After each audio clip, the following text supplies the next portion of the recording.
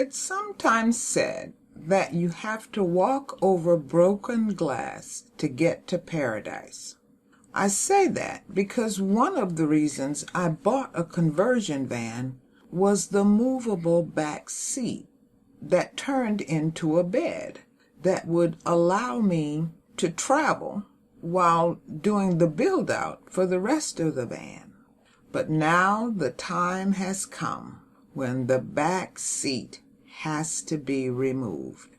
Don't get me wrong, I love the movable back seat, but it only stands 10 inches high, and with the mechanism that allows it to move, that drops down to about 5 inches, which doesn't allow much room for storage. I wanted to make benches that would slide out to create a bed and lift up to allow for storage. All I needed to do was unbolt the back seat and then begin the build out for the benches. You want to go?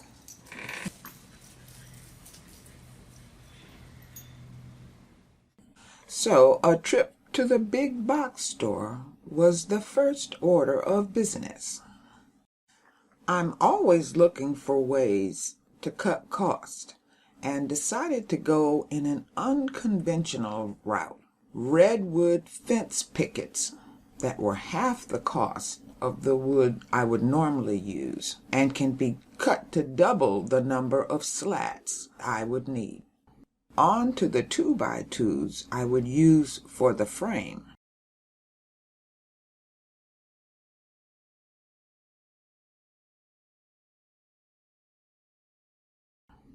And then I'd load everything up and be done in no time. Driving back home, I was mentally constructing the benches in my head. All I had to do was remove the back seat. But now this is where walking over broken glass comes in. Remember I said that the clearance for the back seat dropped down to about 5 inches? Well, it went down to 3 inches to remove the bolts. But I was still optimistic because pain can only last so long, and if I just persevered, I'd get through it.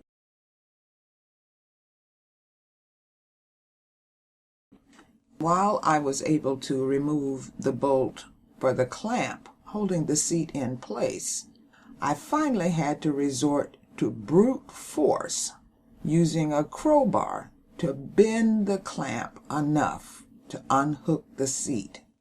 It was a struggle, but I was able to slide the back seat out of the van.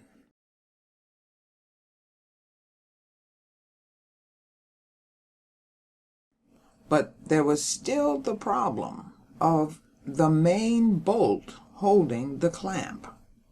I attacked the bolt clamp with sheer determination, but no matter how many times I turned the ratchet, the screw turned but did not move.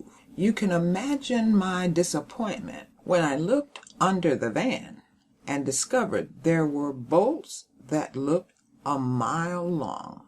Well, maybe not a mile, but at least 3 inches. It was at this point that I asked myself, what would my YouTube hero, Foresty Forrest, do? And it instantly came to me. I joined the husband rental program and contacted my neighbor who held the bottom while I unscrewed the top. He was camera shy, but thank you, Elizabeth and Leonard. I don't know about where you are, but it's been pretty warm here.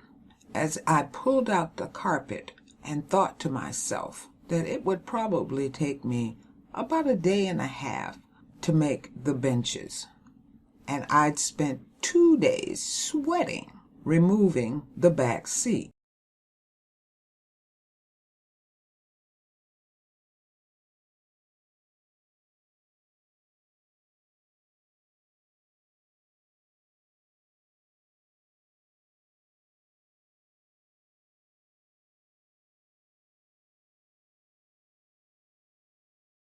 as my assistant had her a nice cool spot under the van.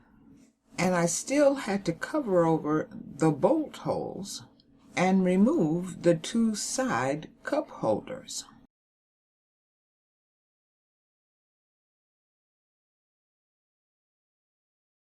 But the upside to doing the build in stages is that I was learning as I was going.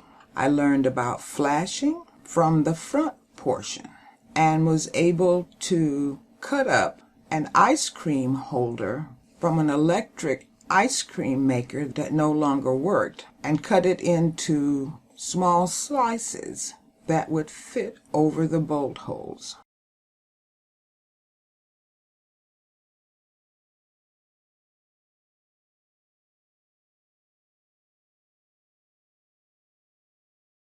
I was also able to use gutter sealant from an earlier project to seal the slices in place and know that no water would be able to get through and prevent rust.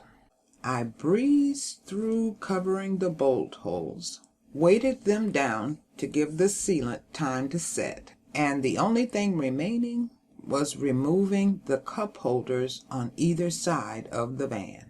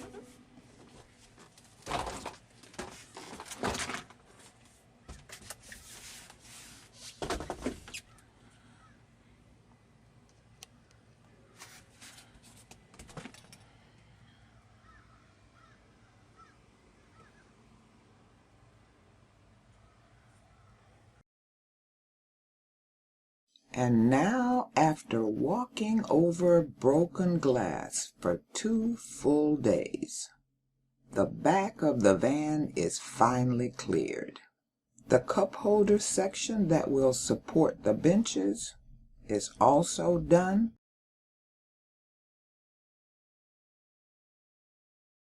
And I have my carpet template to put down for the subfloor, which should go a lot faster, and I can finally get around to using that wood for the benches.